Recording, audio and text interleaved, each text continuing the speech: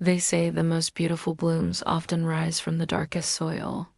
And that's exactly where Bloom and Brew began, not in a burst of vibrant color, but in the hushed despair of a failing dream. 5 years ago, I was Sarah, and my flower shop was suffocating under the weight of debt. The silence of unsold bouquets echoing my own growing fear. It wasn't just a business struggling, it was me struggling. Each wilting petal felt like a piece of my hope dying. I had poured everything into this space, this vision of beauty. But the reality was harsh. Passion, as vibrant as the freshest rose, couldn't mask the stench of overdue bills. I was lost in a jungle of invoices and inventory, deaf to the whispers of what my customers truly desired. I was a florist withering on the vine. Then came the morning that felt like the absolute bottom. Surrounded by the ghosts of dead blooms, the bitter taste of stale coffee on my tongue, a strange thought sparked, a flicker in the darkness. My customers bought flowers for moments, joy, sorrow, love. And what accompanied those raw emotions? Connection, a shared word, a comforting warmth, like a good cup of coffee. The idea was audacious, almost reckless. A flower shop and a coffee bar. The naysayers were immediate, their voices a chorus of doubt. You'll confuse people, they warned. You'll dilute your brand. But I felt a pull, an intuition that this unlikely pairing held a hidden magic. Beauty and warmth intertwined.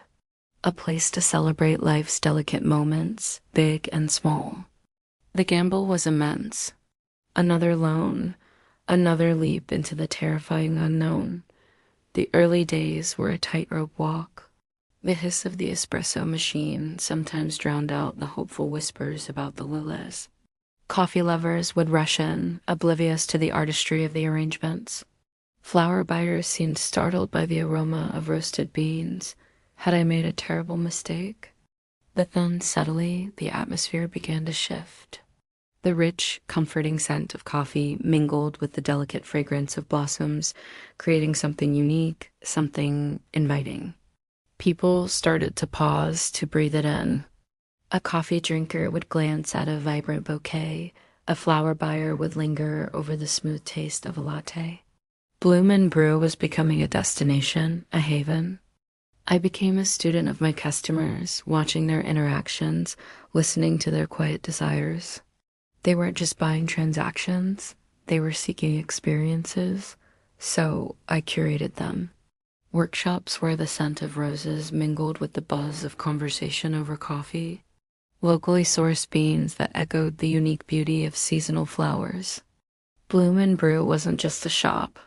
It was a story unfolding, one bloom and one brew at a time. There were moments of sheer panic, nights where the weight of it all threatened to crush me.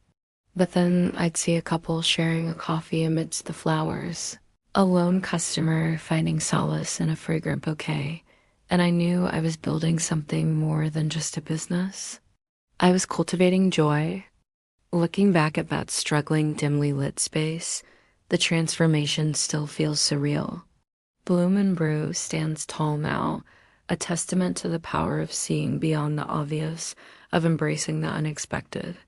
It wasn't about choosing between beauty and warmth. It was about weaving them together to create something truly special.